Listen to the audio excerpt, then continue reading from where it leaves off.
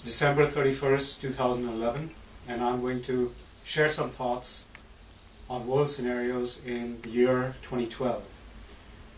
Now, to frame the analysis, I'm going to refer to one pattern of sustainable progress, which is captured very well in the journey that a seed takes in becoming a flower. So I'm going to depict this in these three phases. You have a seed that goes through some growth and culminates in a flower. So when we look at this, there's three distinct phases. There's the phase of the seed, which is defined by fixed boundaries that seeks to maintain its status. So I'll refer to this as the physical phase. We have a second phase in which there's a lot of growth, a lot of experimentation, adventure. It can often be irrational growth, a lot of assertiveness, even aggressiveness. I'll refer to this as the vital phase. And we have a third phase in which the intent in the seed can manifest. I'll refer to this as the mental phase. And this is where the flower or the culmination of a journey may come into being. So this dynamic, this pattern of sustainable progress, I'm going to place at the center. And this pattern is, to me, prevalent in the DNA of circumstance, in the DNA of everything that we will be able to see in the year 2012. Now, I'm going to draw a larger circle around it, and if we begin to look at each of these phases in a little more detail, so here's the physical phase. And in the physical phase, recall, it's all about maintaining the status quo, of keeping the past as it's always been. So this is the era of perhaps financial bailouts, of propping up institutions that have outlived their utility, that should not exist anymore, but we fund them, irrationally fund them in order that they may continue to exist. This is the era where past leaders are propped up either by religious mandate or other mandate of power. So this is the era where we maintain the fixed boundaries, and where phenomena such as the integration of the European Union is engineered or is propagated through a past dynamic that should no longer exist. So we have the EU integration, which in itself might be a worthwhile aim, but the way in which it's being engineered or thought of is an outdated way of thinking about things. So this is the reality in which, if there is phenomena such as climate change or the global financial crisis, then these things, so climate change and global financial crises,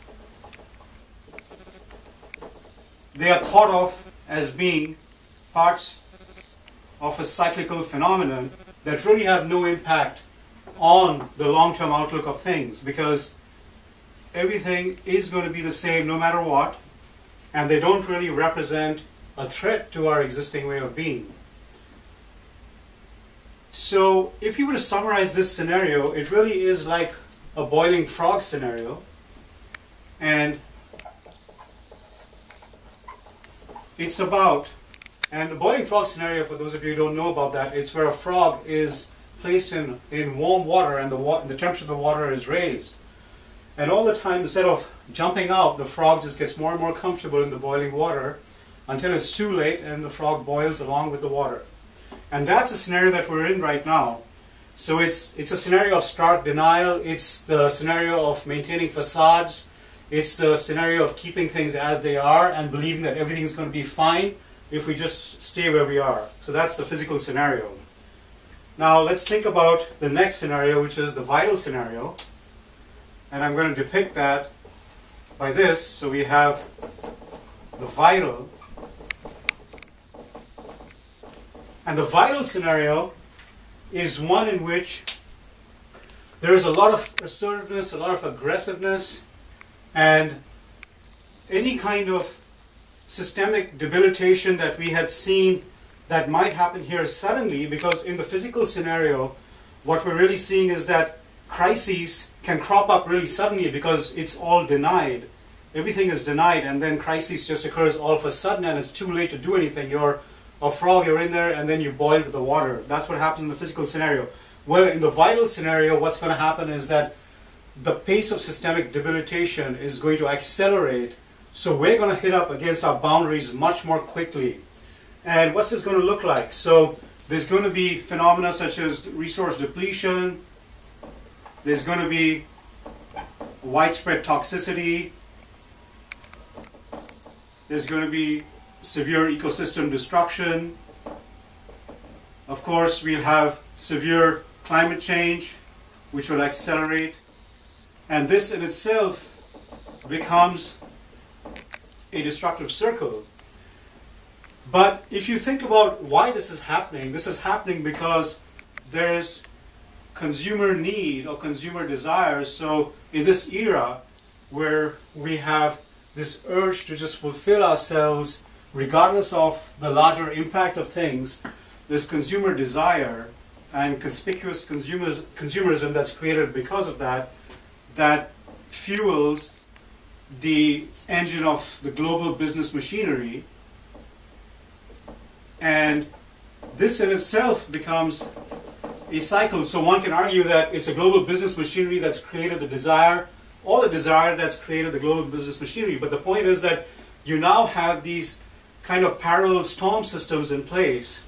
And there's also, if we think about the other kinds of storm systems that are in place in this vital scenario, we can also think about the loss of ideology. So at some point in the past, we had such ideologies as liberty, fraternity, equality, or the great phrase or mantra that we are all one family. But that kind of ideology takes a back seat. And now, driven by this need of consumer desire and fulfilling our immediate need for fancy toys just arriving at our doorstep, at our beck and call, these ideologies are jettisoned and we become slaves to a very different kind of a world that we've created because of this short-term and myopic desire that's really driving us. And in this scenario, what's going to happen is that the world becomes a large manufacturing and distribution center. So we have countries like China where you have manufacturing bases set up on an incredibly large scale that leverage off the low labor costs and low costs of resources, which of course is a distorted cost.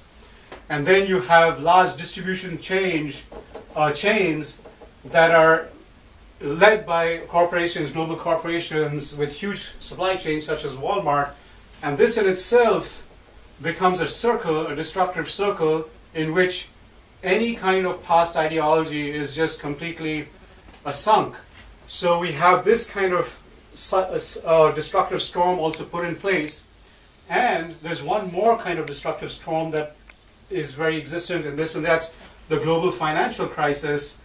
And in this kind of storm, what's happening is that we have the irrational flows of money that now connect the world in completely irrational ways. And this is driven by the short-term investor need for wealth. So irrational wealth. And this in itself becomes another destructive circle. So if we were to typify or summarize this vital phase, what we're going to see is that, in a sense, it's like all these storm systems, these global storm systems that have now emerged in the business and market arena. So it's like climate change playing itself out in the market and business arena. So that would be kind of a summary of this stage.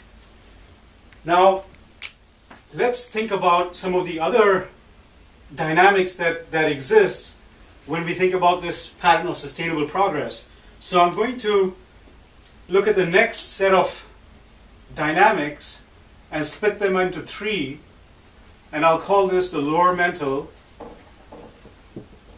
and this is of course the top part or coming up from the flower, the higher mental, and the intuitional.